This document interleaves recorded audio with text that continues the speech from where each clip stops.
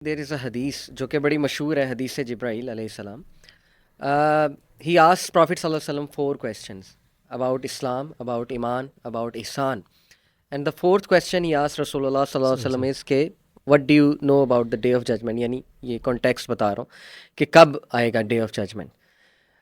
بہت سے لوگ اس حدیث کو یوز کر کے کہتے ہیں کہ باقاعدہ یہ ہمارے ایمان کا حصہ ہے to know about these things. یعنی ڈے آف ججمنٹ کی ایک تو امپورٹنس آبویسلی، اس کا ایک خوف ہونا، اکاؤنٹیبلٹی کا ڈر ہونا، لیکن یہ کہ knowing this signs and preparing ourselves. کیونکہ پرافٹ صلی اللہ علیہ وسلم نے ایک حدیث میں صحابی کو یہ بھی جواب دیا تھا نا کہ what have you done for it, what have you prepared for it.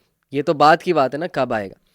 تو یہ حدیث ڈو یو تھنک کہ اتنا امپورٹنٹ ہے اسپیشلی آج کے کانٹیکس میں ایک عام مسلمان کے لیے، ینگسٹر کے لیے یہ جاننا کہ واٹ آر دا سائنس، اور ریلیٹ کتنا کر سکتا ہے وہ، مطلب ایک لے مین کی اگر میں بات کروں، کیا کچھ کرنٹ افیئرس کو دیکھ کے وہ ریلیٹ کر سکتے ہیں کہ ہاں یہ تو ہو رہا ہے اور ایسا ہو رہا ہے. Where do we draw the line? یہ میرا بیسکلی یہ 2 سوالات ہیں.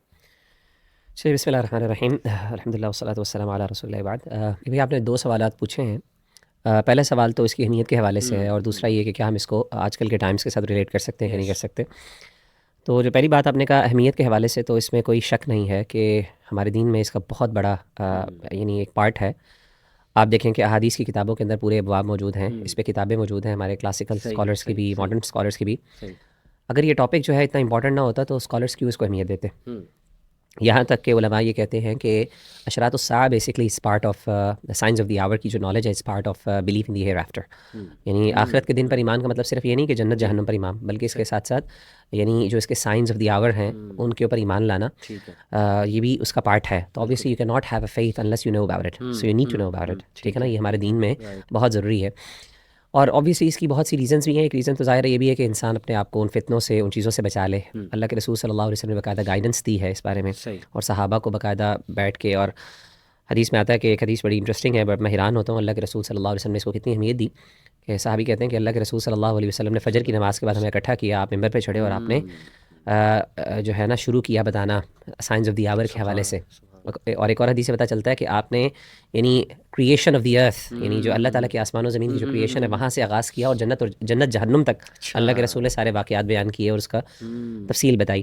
آپ نے فرمایا کہ ظہر کی نماز کے لیے آپ رکے، پھر ظہر کی نماز کے لیے آپ ممبر سے اترے، پھر دوبارہ آپ نماز کے بعد دوبارہ آپ نے شروع کیا، پھر عصر کے لیے، پھر مغرب تک، یعنی پورا دن آپ نے، اور صحابہ وہاں پہ بیٹھے رہے.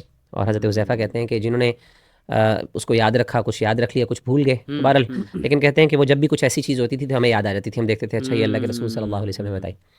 تو اس میں کوئی شک نہیں ہے انشاءاللہ کہ یہ چیز ہمارے لیے بہت ضروری ہے. تو یہ ہمارے دین کا حصہ، ایمانیات کا حصہ ہے.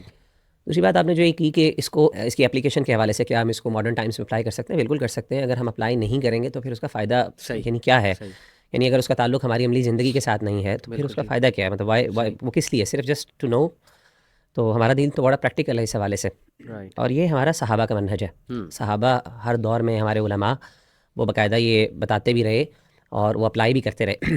سب سے بڑی مثال جو ہے، بڑی فیمس مثال ہے صحابہ کی، کہ ابن سیاد کو کی جو اس سے متعلق، جو دجال سے متعلق احادیث جو تھی وہ صحابہ اپلائی کرتے تھے ابن سیاد کے اوپر. سیدھی سی بات ہے، اللہ کے رسول صلی اللہ علیہ وسلم کی موجودگی میں آپ صلی اللہ علیہ وسلم نے منع نہیں کیا. حالانکہ بہت سی اس میں بہت کنٹروورسیز بھی ہیں، اور ابن سیاد کے بارے میں کئی علماء کی رائے ہے کہ ہی واز ناٹ اے دجال، بیکاز بہت سے ایسے ایویڈنسز ملتے ہیں جو کہ ایکچولی یعنی وہ ایک کوہیرنٹ جو ہے نا فریم ورک آپ کو پرووائڈ نہیں کر سکتے.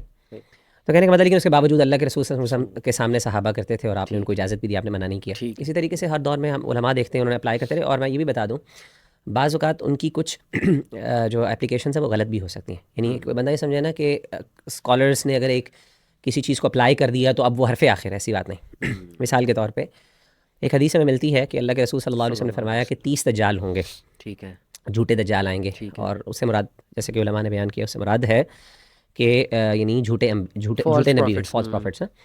تو کچھ علماء کی رائے ہے، بڑے بڑے علماء کی، کلاسیکل اسکالرس کی، کہ یہ ہو چکا ہے اور یہ سارے آ چکے ہیں.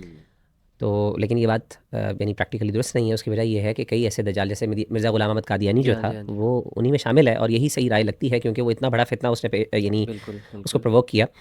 اور اس طریقے سے دجال اٹ سیلف، اسی حدیث میں ذکر ہے کہ دجال آخر ان میں سے سب سے بڑا جو ہوگا وہ دجال ہوگا، تو وہ بھی نہیں ابھی تک آیا. تو یہ کہنا ہے کہ وہ آ چکے ہیں سارے، یہ واقعات سارے ہو چکے ہیں، تو یہ ان کا اجتہاد تھا. تو اس سے پتہ چلا کہ اسکالرس کا اس پہ اجتہاد انوالوڈ ہے، اور اس میں روم فار ایرر بھی ہے، یعنی ہم اس چیز کو ڈینائی نہیں کر سکتے کہ اس میں روم فار ایرر ہے. صحیح. لیکن یہ اگلی بات پھر انشاءاللہ اب یہ سوال چونکہ جواب مکمل ہو گیا تو یہ اب ڈسکشن آگے بھی مزید بڑھ سکتی ہے کہ کچھ علماء نے اصول وضع کیے کہ اس کے اندر ایرر کو ہم منیمائز کر سکیں. 100% کوئی بندہ کلیم کرے کہ کوئی ایرر نہیں ہو سکتا، اوبیسلی یہ غیب کی معاملات ہیں، ہم نہیں بات کر سکتے.